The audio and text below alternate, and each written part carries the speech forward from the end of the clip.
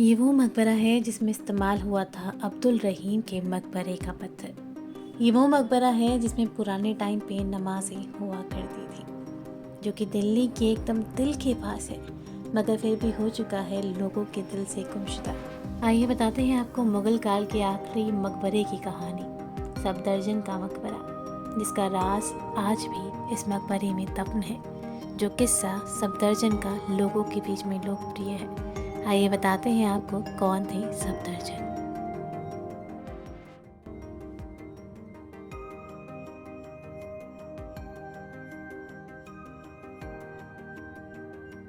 अगर आप कभी सफदरजंग का मकबरा आना चाहते हैं तो इसका नियरेस्ट मेट्रो स्टेशन पड़ेगा जोरबाग, और वहाँ से मुश्किल से 10 मिनट के अंदर आप यहाँ पे पहुँच जाओ। एंट्री टिकट की बात करें तो वो है 30 रुपए पर पर्सन, और वो आपको ऑनलाइन बुक करनी पड़ेगी या फिर यहाँ पे आके आप स्कैन करके भी इसे ले सकते हैं। अगर टाइमिंग की बात करें तो वो है सुबह के 9 बजे से शाम के 7 बजे तक। इससे पहले हमने तुगलकाबाद का किला देखा था, जिसे बनने में 4 साल लगे और तबाह होने में सिर्फ 15, और 15 साल के बाद वो जगह खंडर बन गई। उसकी एक अलग कहानी। अगर आपने हमारा वो वाला व्लॉग नहीं देखा तो आई बटन पर क्लिक करके आप उसे भी देख सकते हैं। और ये मकबरा 1753 से 54 यानी मात्र 1 साल में बनके तैयार हो गया था, जिसे बनवाया था सफदरजंग के बेटे नवाब शुजाउद्दौला ने। वैसे ही क्या आपको पता है, सफदरजंग का असली नाम सफदरजंग नहीं था, बल्कि अलाउद्दीन खिलजी की तरह उन्होंने भी अपना नाम बदला था।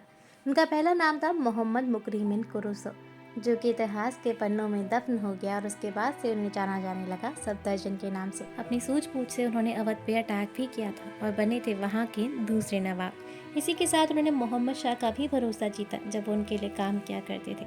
इतिहास के पन्नों में उन्हें खिताब भी दिया गया है मिनिस्टर ऑफ मुगल एम्पायर, क्योंकि मुगल एम्पायर में उनकी एक बहुत ही अहम भूमिका थी, जो कि उन्होंने काफी लंबे समय तक निभाई भी थी। मगर मोहम्मद शाह की मौत के बाद जब अहमद शाह ने तख्त संभाला तो चीजें थोड़ी अलग हो गई। अहमद शाह खुद का दिमाग ना चलाते हुए दूसरों की बातें ज्यादा माना करते थे। वो थोड़ा पपेट की तरह काम करते थे, तो इसीलिए उनके वजीर यानी कि सफदरजंग को सारी चीजें संभालनी पड़ती थी। वो राज्य भी संभालते और उसके जरूरी फैसले भी लिया करते।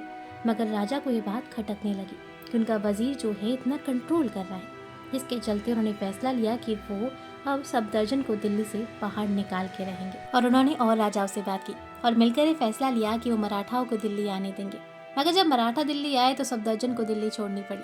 उन्होंने दिल्ली छोड़ तो दी, मगर दिल्ली उनके दिल में बसी रही।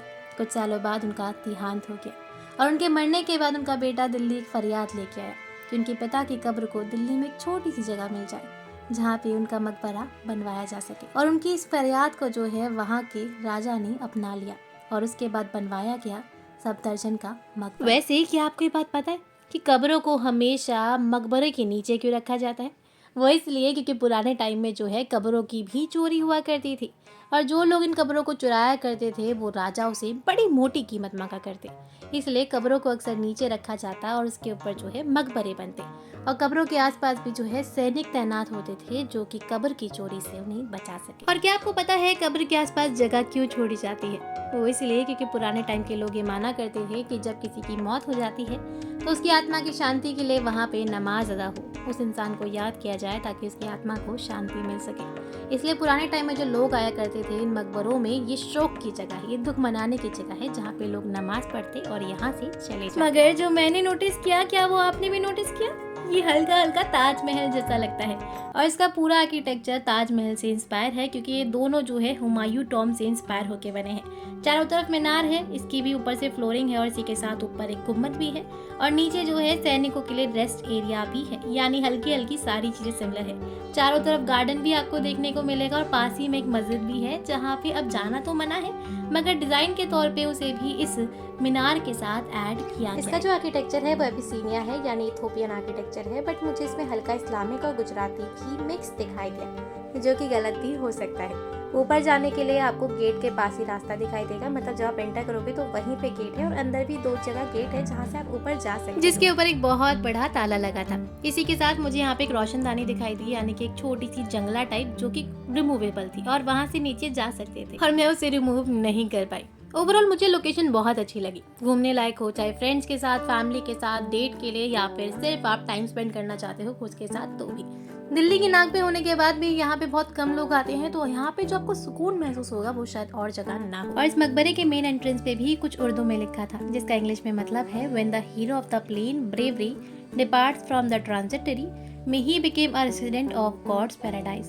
अगर इसका मतलब आपको समझ में आया हो तो कमेंट बॉक्स में लिख के जरूर बताएं। तो हमने आज देखा मुगल सल्तनत का आखिरी मकबरा जिसके चारों तरफ गार्डन बना हुआ था, और वो कहानी जो कि सफदरजंग की दबी रह गई। वीडियो पसंद आए हो तो लाइक कमेंट शेयर करना बिल्कुल ना भूलें। चैनल पे नए आए हो तो सब्सक्राइब करें। अगर आप चाहते हैं मैं ऐसे ही हिस्टोरिकल मॉन्यूमेंट्स की सीरीज को कंटिन्यू करूं तो प्लीज़ मैं अगली कौन सी लोकेशन कवर करूं उसके बारे में कमेंट करना बिल्कुल ना भूलें, और अपनी रिव्यूज शेयर करें क्योंकि यार बहुत मेहनत लगती है रिसर्च में। Thanks for watching.